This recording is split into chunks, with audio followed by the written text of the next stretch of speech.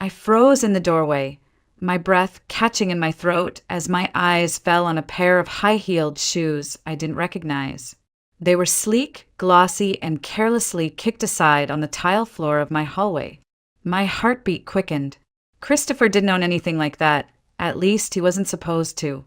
I hesitated, the weight of dread settling in my stomach as soft sounds, whispers, low laugh, the unmistakable creak of our bed, seeped from behind the closed bedroom door.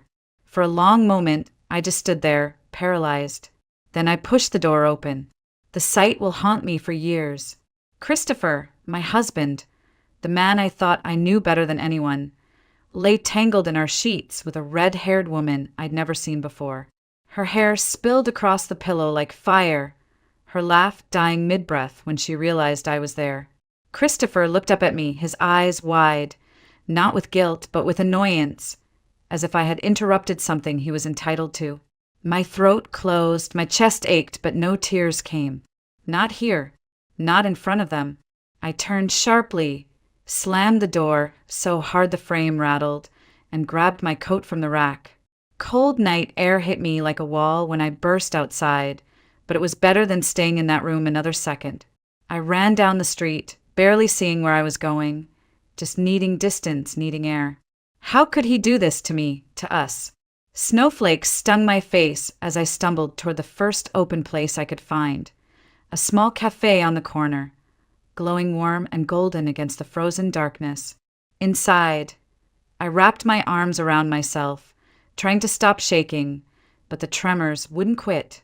My fingers instinctively reached for my purse, only to find nothing. I'd left it on the kitchen counter.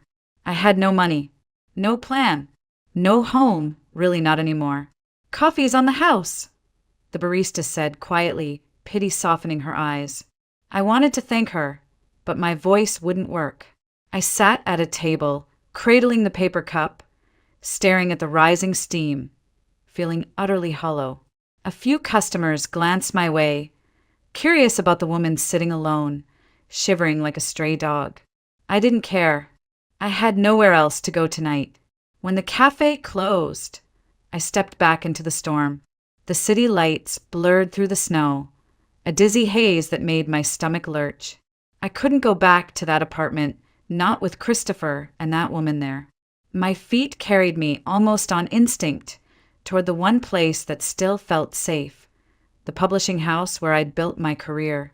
At least I had a key, and maybe, just for tonight, a warm chair to curl up in. I paused outside the office building, snow clinging to my coat and hair. This wasn't how my life was supposed to look. I was the editor-in-chief, the woman who had worked late nights to help Christopher grow his company, believing we were building something together. Now all I had was the sharp, shattering image of him with her, and a gnawing emptiness I couldn't name. I took a breath, unlocked the door, and stepped inside, praying for warmth, for silence, for just one night of peace. The office was dark except for the glow of the street lamps filtering through the tall windows. It was quiet, too quiet, but at least it was warm. My heels clicked on the polished floor as I made my way past rows of empty desks, all familiar, all safe. This place had been my second home for years. Tonight, it was all I had left. "Who's there?" a voice called from the security booth near the entrance. I froze for a moment, then stepped into view. "It's me, Isabel. I'm sorry for barging in like this," I said softly. The security guard, an older man named Mike, squinted at me over his glasses. He'd been with the company for as long as I had, always a quiet, reassuring presence during late-night deadlines. "Miss Grant, you scared me half to death. Are you all right?" His eyes lingered on my face, and I knew what he saw, mascara smudged, cheeks raw from wind and tears. I forced a smile I didn't feel. "I just need a place to stay tonight. I'll sleep in my office. I promise I won't be any trouble." He hesitated for a moment, then shook his head. "You don't need to ask me twice. You look like you've been through hell. I'll put on a pot of tea, warm you up a bit." For the first time all night, I felt something close to comfort. I settled into my office chair, surrounded by stacks of manuscripts and the soft hum of the building's heating system. Mike soon appeared with a steaming mug of chamomile tea. Here, drink this. Whatever's going on, you'll feel better in the morning, he said kindly. But I knew better. There wasn't going to be any better in the morning. Christopher's face flashed in my mind. The way he'd looked at me earlier, no shame, no apology, just irritation that I'd interrupted his fun. That hurt more than the affair itself. Affairs happen, people make mistakes, but this was contempt. And it cut deep. I stared at my desk, at the nameplate that read, Isabel Grant, Editor-in-Chief. I'd worked for this company long before Christopher bought into it. He'd always claimed we were partners, that we were building something together. Now I wondered if I had just been building it for him, while he found excitement elsewhere. The tears finally came, quiet and uncontrollable, hot against my freezing skin.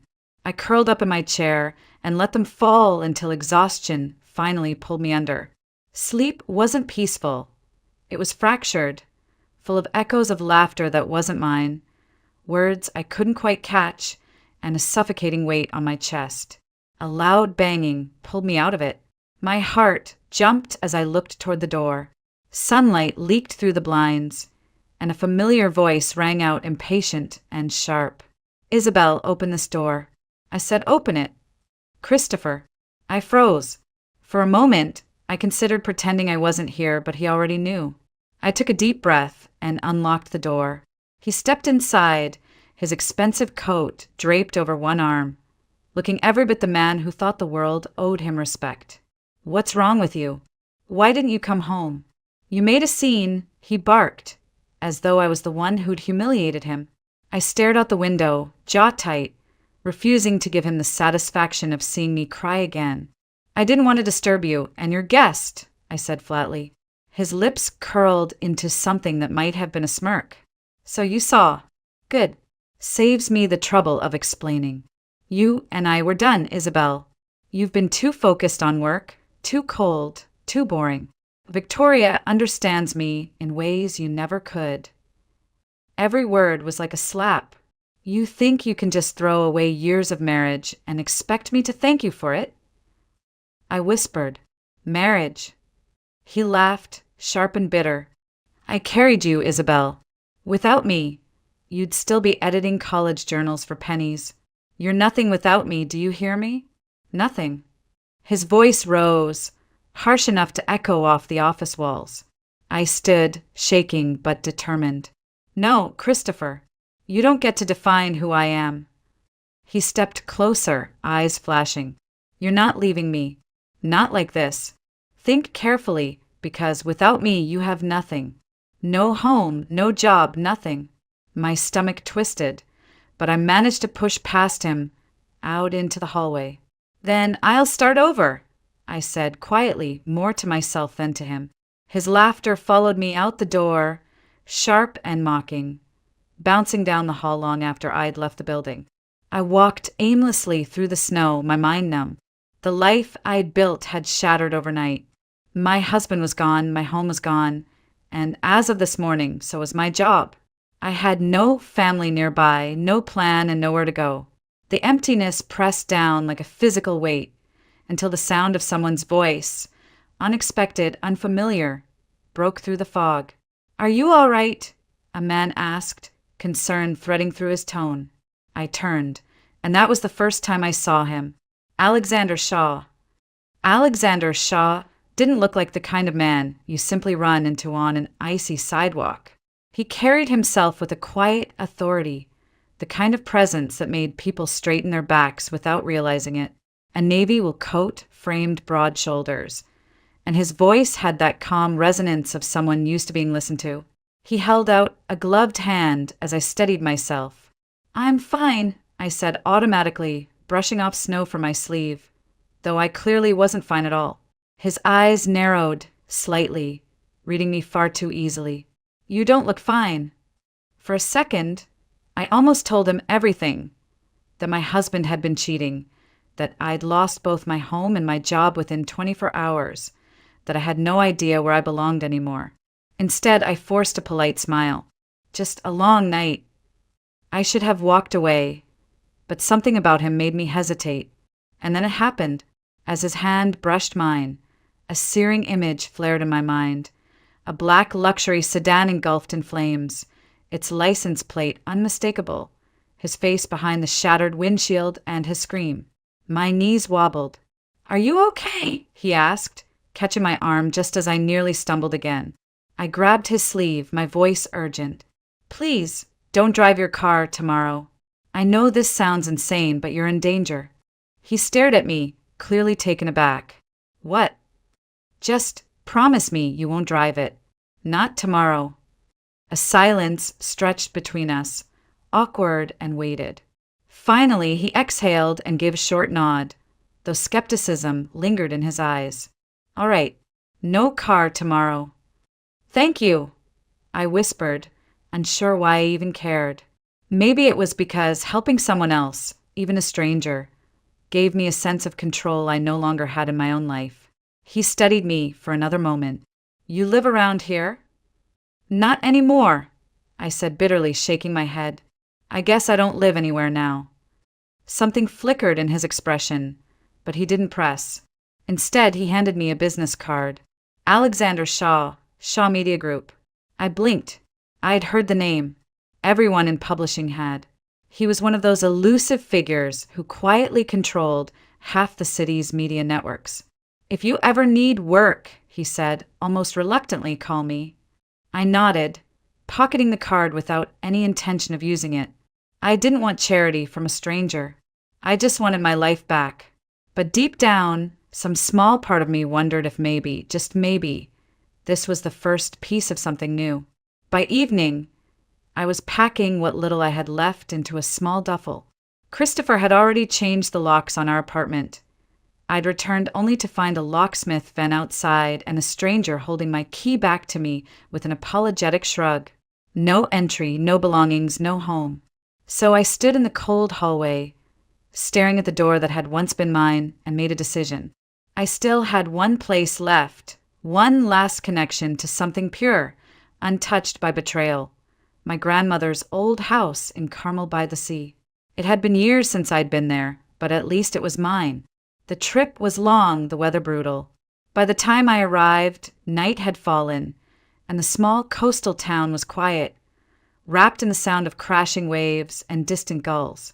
The house was just as I remembered. Weathered wood, peeling paint, a small porch sagging under years of neglect. But stepping inside felt like stepping into a memory of safety I'd almost forgotten. I built a small fire, wrapped myself in an old quilt, and sank into the worn armchair by the window. For the first time in days, the tears came freely, messy, heavy, cleansing. I let them. I didn't have Christopher's voice in my head anymore.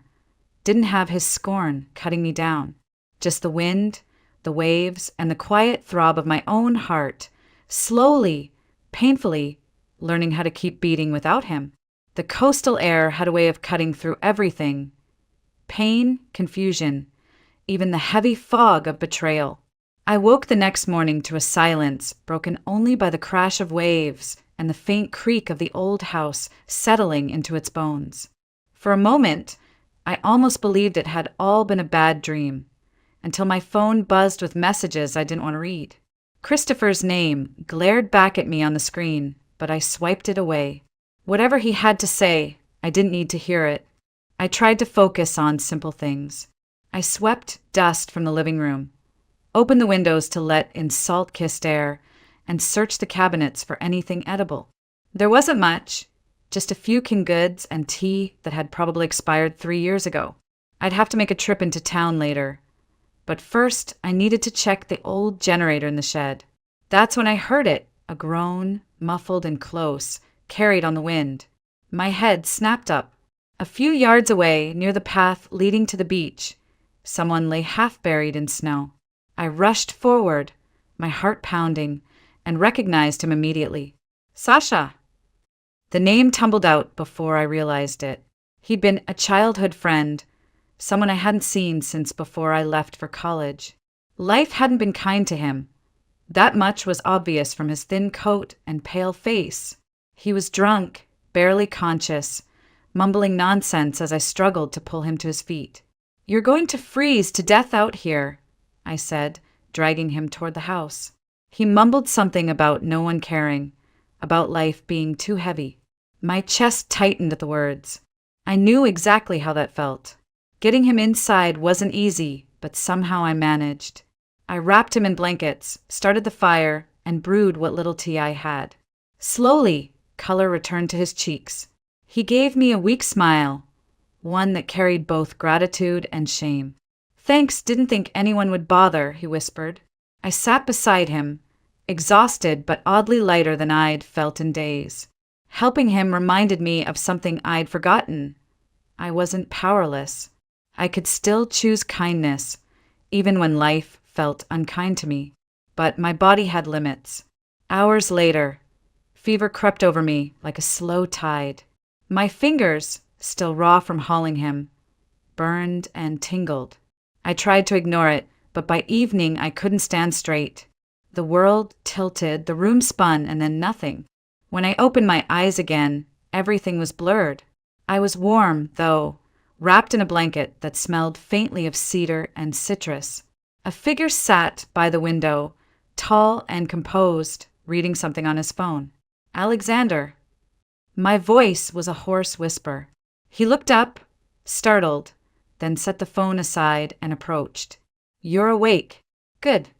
His eyes softened. "You scared me half to death. What were you doing out here alone, sick as you were?" My brow furrowed. How are you here?" He hesitated, then smiled faintly. "Your warning. About the car. You were right. It wouldn't start this morning. Some kind of engine issue. Apparently a serious one. If I had taken it, it could have caught fire on the highway. So I thought I owed you at least a visit, and I find you unconscious in your own living room." I blinked at him, trying to process his words. He'd actually listened. "I didn't mean to scare you. I could not say something. And I could not come check on you," he replied gently. "You need a doctor. You're running a fever." Before I could protest, he was already on the phone arranging transport to the nearest clinic. I wanted to argue, to tell him I didn't need saving, but the truth was I'd been saved the moment he walked through that door. The clinic was small but efficient.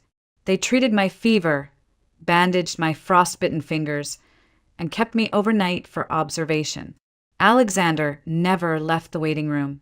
I saw him through the cracked door, sitting with his elbows on his knees, eyes distant but concerned. Why would a man like him, a man whose life was full of power, wealth, and obligations, care about a woman like me, broken and adrift? I didn't have an answer then. All I knew was that something had shifted the moment he'd stepped into my life. The clinic smelled faintly of antiseptic and something floral, maybe the detergent they used on the sheets. It was quiet except for the rhythmic beeping of a monitor in the next room. I lay there, my body heavy, the fever pulling me under. But every time I opened my eyes, I saw him. Alexander Shaw, sitting in a stiff plastic chair like it was a leather executive seat, scrolling through his phone, answering quiet calls, then glancing back at me as if to make sure I was still breathing. When morning came, the fever had eased. The doctor said I'd be fine with rest and medication, but my hands, fingers stiff and aching, would take time to heal. I stared at the bandages, frustrated by my own fragility. I'd always prided myself on handling everything, on never needing anyone. Now here I was, unable to button my own coat without help. Alexander stepped closer, his expression softening as he noticed my struggle. "Let me," he said quietly, pulling the coat gently around my shoulders. His voice carried no judgment, just an even calm that made me want to cry for reasons I didn't understand. "You didn't have to stay all night," I murmured. "I did," he replied simply, as if that was reason enough. "You saved my life. Consider this, the smallest way I could return the favor." I smiled faintly, unsure what to say, so I just nodded. We rode back to my grandmother's house in silence, the hum of his car filling the space between us. When we arrived, he carried a grocery bag from the back seat and placed it on the counter. "Food," he said, "and some basics. You looked like you were running on expired tea and hope. A laugh escaped me, surprised and warm. You really didn't have to do all this. I wanted to, he said, meeting my eyes. And there's something else. He took a step closer, hesitating just slightly before sliding a folder across the counter. I run a media group. Television, radio, digital publishing. We're building a new division. Something creative, forward-thinking. I need someone who understands editorial work, someone I can trust. You came highly recommended, even before we met. I stared at him. You checked up on me? He didn't flinch. Yes. Isabel, you're good at what you do. I read some of your work last night. You have an instinct for stories that matter. I'd like you to come on board. It felt surreal. Less than 48 hours ago, I'd been told I was nothing without Christopher. And now here was one of the most influential men in the industry, telling me I was more than enough. I don't know, I admitted, shaking my head slightly. My hands, my health. I can barely take care of myself right now. Exactly why you shouldn't be alone, he replied gently. Stay at my property. There's room, and it's closer to the city. You'll have medical care, time to heal, and a real workspace. This isn't charity, it's opportunity. But only if you want it. For a long moment, I couldn't speak. The idea of leaving this quiet, broken little sanctuary terrified me. But so did the thought of staying here, stuck in memories of a life that no longer existed. Finally, I took a deep breath. Okay, I'll do it. A small smile tugged at the corner of his mouth, something proud but restrained. Good. I'll have someone bring your things. We'll start slow.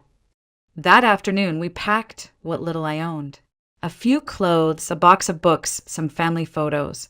When I stepped out onto the porch for the last time, the sea wind caught my hair and I felt lighter, as if leaving this place didn't mean losing it, but rather carrying its calmness with me. As we drove toward Alexander's property, I caught a glimpse of him at the wheel, focused and silent. There was something in the way he carried himself, not just power, but a kind of quiet steadiness I hadn't realized I craved. For the first time since everything fell apart, I felt like I was moving toward something, not just running from it. Alexander's property wasn't a house, it was an estate. The kind of place I'd only ever seen in glossy magazines or the movies. White stone walls, glass panels reflecting the endless blue of the Pacific, and gardens manicured down to every last rose petal. But it wasn't cold or ostentatious. Somehow it felt peaceful. He led me through wide hallways lined with artwork that whispered of old money and deliberate taste. This wing is yours, he said, opening a door to a suite larger than my old apartment. It had a private balcony overlooking the ocean. I stood there for a long moment, letting the salt air and rhythmic crash of waves wrap around me like a blanket. This is too much, I said quietly, turning to him. It's temporary, he replied, until you're well, until you decide what's next. I nodded, unsure how to respond. My hand still trembled slightly, the bandages awkward and stiff. But for the first time in days, I didn't feel like a burden. That evening, I wandered through the kitchen, following the smell of something warm. That's when I saw her, Victoria Lane. The red hair, perfectly styled, caught the light like a weapon. She turned, eyes narrowing the instant she saw me. Well, she said, voice dripping honey and venom all at once. I didn't realize Alexander was taking in strays. I froze, my breath catching. Victoria. My voice was neutral, though my pulse raced. You two know each other? Alexander asked, looking between us. Victoria's lips curved into a knowing smile. Oh, we know each other very well. Don't we, Isabel? Or should I say, Mrs. Blake? Though I hear you're not quite Mrs. Blake anymore. The jab landed like a slap, but I refused to give her the satisfaction of seeing me flinch. We've met, I said, simply meeting her eyes. Alexander's gaze sharpened, catching something unspoken in the air. Victoria, can I have a word? In private. She smiled sweetly at him, but the look she gave me on the way out was pure fire. I exhaled slowly, gripping the edge of the counter until my knuckles whitened. When Alexander returned, he studied me for a long moment. "You don't have to tell me now, but I'd like to know what that was about." "She was the woman I found in my house with my husband," I said flatly, voice steady even as my heart pounded. He froze, a muscle in his jaw tightening. "I see." His voice was quiet, dangerous in its restraint. For what it's worth, I didn't know. If I had, he let the sentence trail off, shaking his head. "You don't have to be anywhere near her if you don't want to." I looked down at my bandaged hands, then back up at him. "No, I'm not running anymore. Not from her, not from any of it." He gave a single nod, something like respect flickering in his eyes. "All right, but know this, you're not alone in this house. Not anymore." Something in my chest loosened at his words, but I stayed quiet, unsure what to do with the warmth they stirred. I had come here to heal, to work, to piece my life back together. The last thing I wanted was another war with someone like Victoria. But I also knew some battles find you whether you're ready or not. The next few days were quiet, at least on the surface. I focused on my recovery and the project Alexander had given me, a creative overhaul of Shaw Media's editorial wing. It felt good to work again, even if my hands still moved stiffly under the bandages. Alexander checked on me often, sometimes to discuss deadlines, sometimes just to ask if I'd eaten.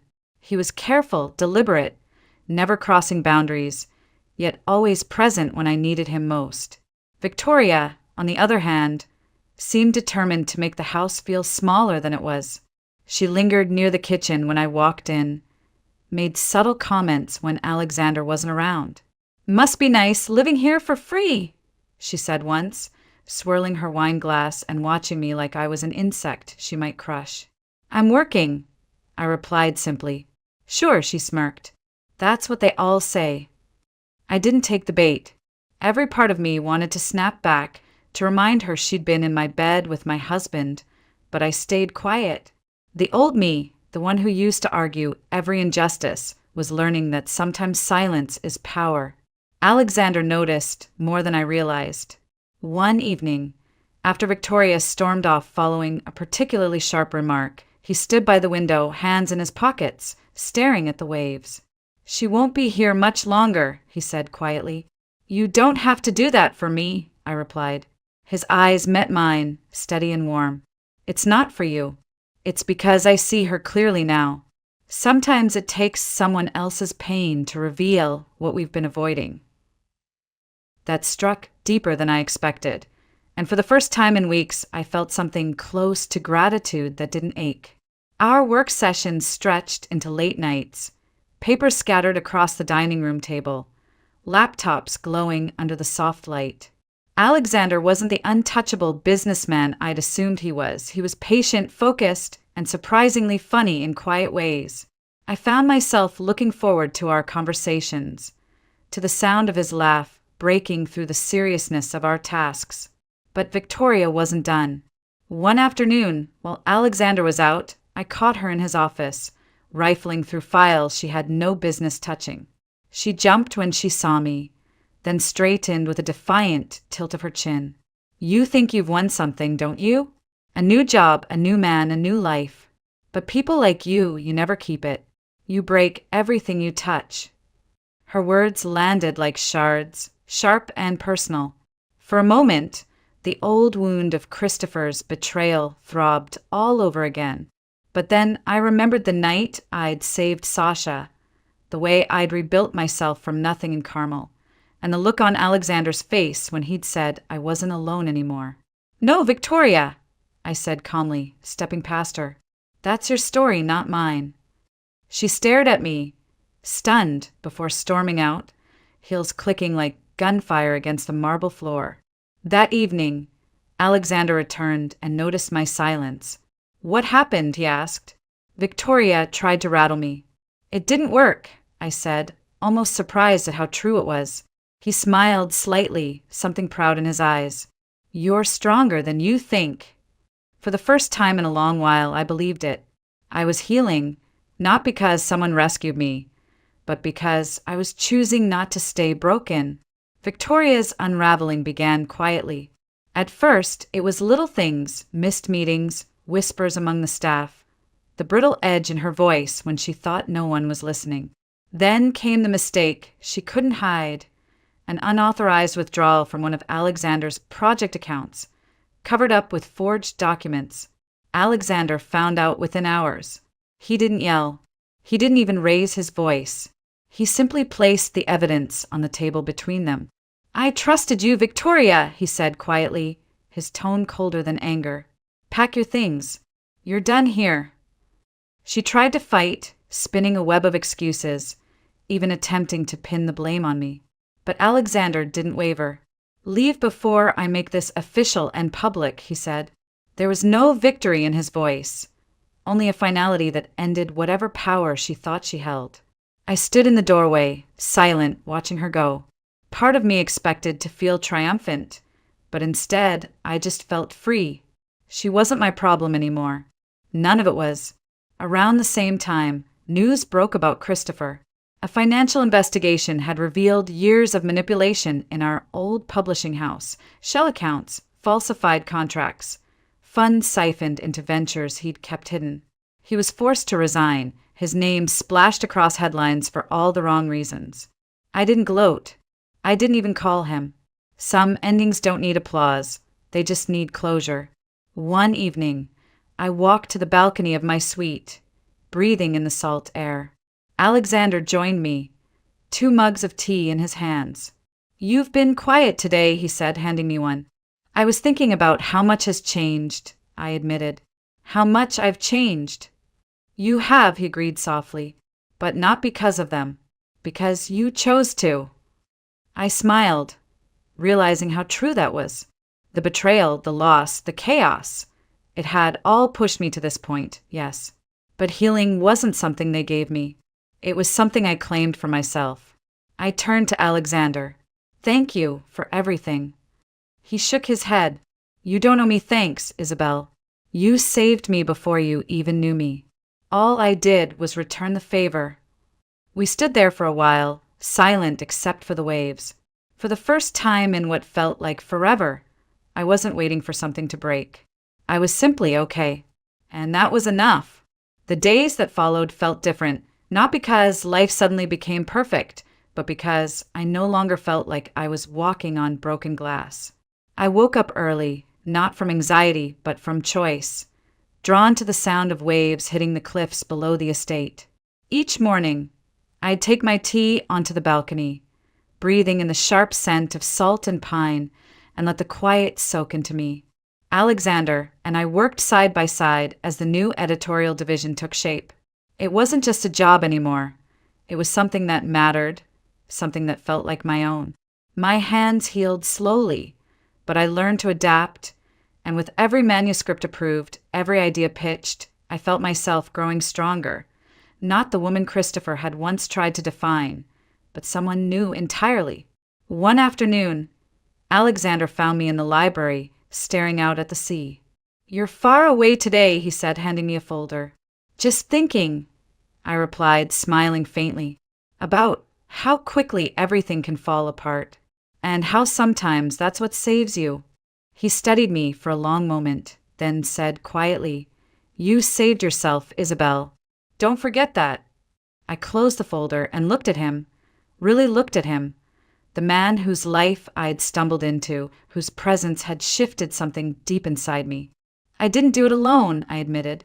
We stood there in the stillness, the kind that feels like the world holding its breath. He reached out, his hand warm against mine. Not a grand gesture, just steady and sure.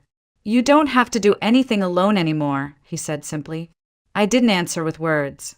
I just squeezed his hand, feeling the truth of it sink into me like sunlight on cold skin. Weeks later, I stood on the same balcony where I had once felt so lost. Below, the tide rolled in, endless and certain. I thought about everything. Christopher's betrayal, Victoria's venom, the nights I'd spent wondering if I had anything left worth saving. And then I thought about this, a second chance I hadn't asked for, but had been brave enough to take. Alexander stepped beside me, setting down 2 cups of tea. "You ready for the launch next week?" he asked with a small smile. "Yes," I said, surprising myself with how confident it sounded. "I'm ready." We leaned on the railing, shoulders brushing, and for the first time in months, maybe years, I felt completely at peace.